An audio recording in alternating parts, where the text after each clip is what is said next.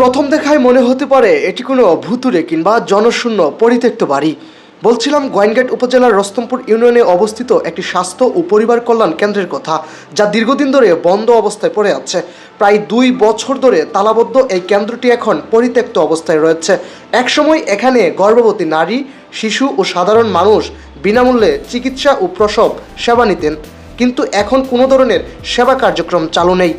সরজমিনে গিয়ে দেখা মিলে কেন্দ্রটির দরজা জানালা ভাঙা এবং চারপাশে ময়লা আবর্জনা জমে আছে।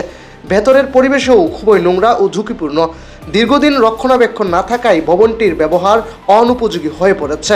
স্থানীয়দের অভিযোগ, এই কেন্দ্র বন্ধ থাকায় তারা এখন চিকিৎসার জন্য দূরের হাসপাতালে কিংবা ক্লিনিকে যেতে বাধ্য হচ্ছেন। এতে সময় ও অর্থ দুটোই বেশি খরচ হচ্ছে। বিশেষ করে জরুরি সময়ে ভোগান্তি আরও বেড়ে যায়। এলাকাবাসী দ্রুত কেন্দ্রটি সংস্কার করে আবারও চালু করার দাবি জানিয়েছেন।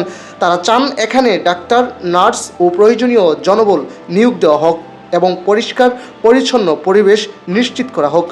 স্থানীয়দের মতে, এই কেন্দ্রটি চালু হলে এলাকার হাজারো মানুষ সহজে চিকিৎসা সেবা পাবেন।